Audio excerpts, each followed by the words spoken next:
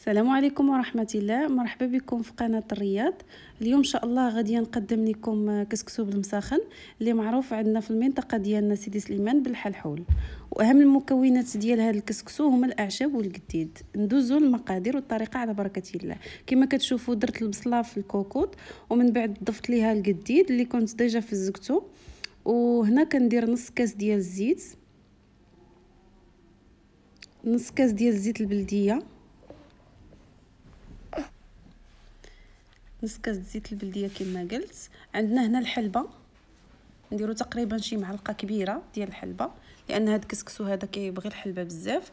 عندنا هنايا راس الحانوت اللي معروف كناخذو معلقه صغيره. عندنا هنايا البزار كناخذو حتى هو معلقه صغيره ما عمراش بزاف. عندنا سكينجبير حتى هو معلقه صغيره.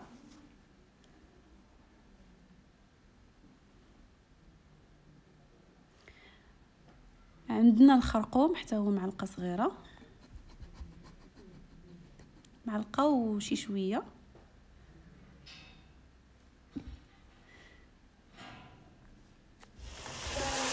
كنديروهم يتشحروا شي شويه فوق على نار هادئه. هنا كما ما ذكرتش لكم عندي زدت هنا واحد شويه ديال الكبده وشويه ديال الريق قطعتهم صغارين، وديجا درت ليهم بيتهم ليله كامله في شويه ديال الملحه وشويه ديال السكينجبير وشويه ديال راس الحانوت. هنا عندنا شويه ديال الفليو كنكون ديجا فزقته غسلته. عندنا الفول نص كاس الفول يابس.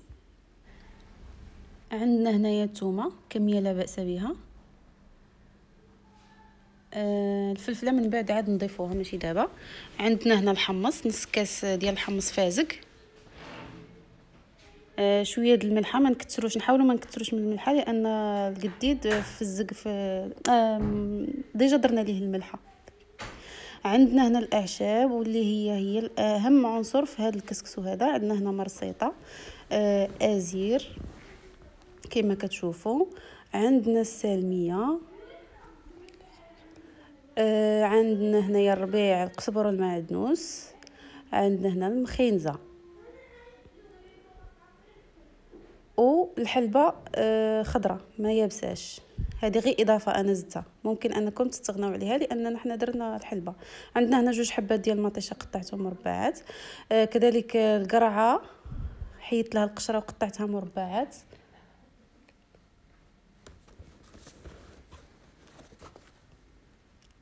من بعد كنزيدوا الماء وصافي وكنديروه فوق البوطه وكنقصوا عليه شويه العافيه وكنخليوه حتى يطيب.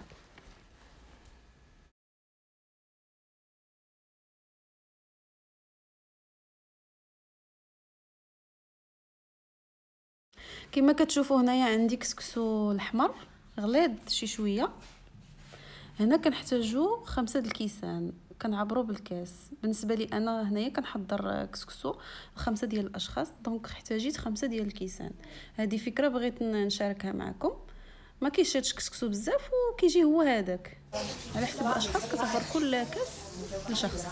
هنا كنشدوه كنفزقوه مزيان، يفزق مزيان، منها كيتغسل من الغبره، منها كيرطاب، وكنصفيوه وكنخليوه شي شويه ينشف من داك الماء وكنديروه في الكسكسيفور.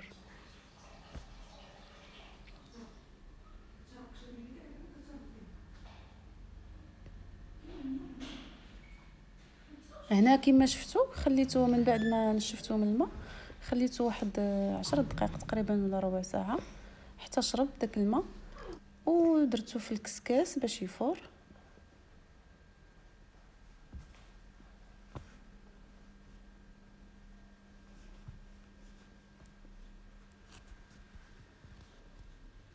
هنا من بعد ما فار غادي نفزقو مزيان عاوتاني بالماء. من الاحسن نديروا القصريه لتحت، وكما كتشوفوا هكايا درت تحت الروبيني باش يفزق مزيان. هما كاع ما تخافوا منه، راه ما غادي يطرى ليه حتى شي حاجه، وبالعكس الكسكسو ديال النخاله كيشرب الماء مزيان، يعني كل ما تسقى مزيان كل ما كيجي رطب وكيجي مزيان.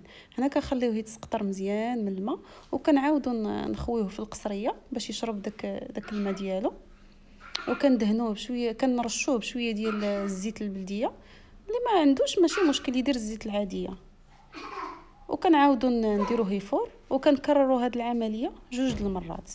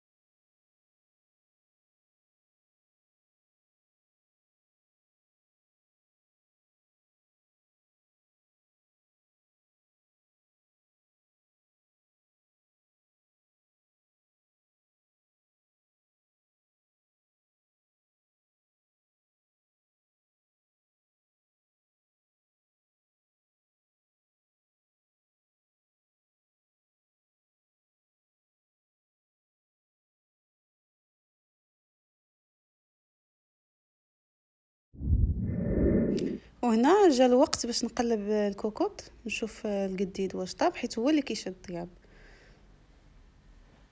على ما بان ليا المريقه جات هي هذيك. يا سلام، القرعه طابت. خصني غير ندوق نشوف الملح واش هو هذاك، حيت القديد كما كتعرفوا راه كيتملح، يعني ما خصناش نكثروا الملحه في المرقه حتى نذوقوا.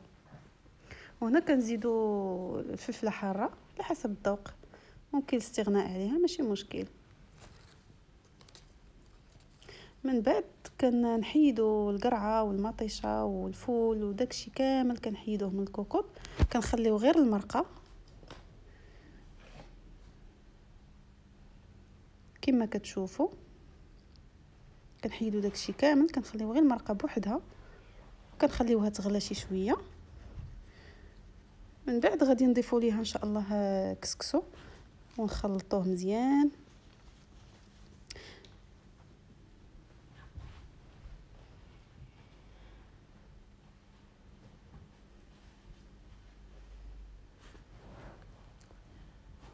هنا كسكسو كما قلت لكم يفور 2 مرات، نكرروا ديك العمليه اللي درت في الاول 2 المرات باش يجي رطب ما يبقاش حرش.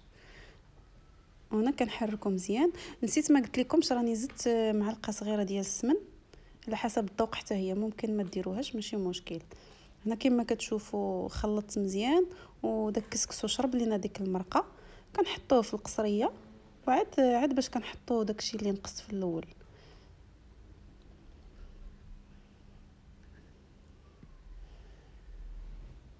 وكنقدموه بالصحه والراحه، وكنتمنى انه يعجبكم، وكنتمنى انكم تجربوه لانه غني بزاف بالاعشاب ومزيان للنزلات ديال البرد، مزيان بزاف ديال الحوايج، عنده منافع كثيره. وحنا في المنطقه ديالنا سيدي سليمان ما يمكنش ما نديروش هذه الوصفه هذه، بالخصوص في الوقت ديال البرد.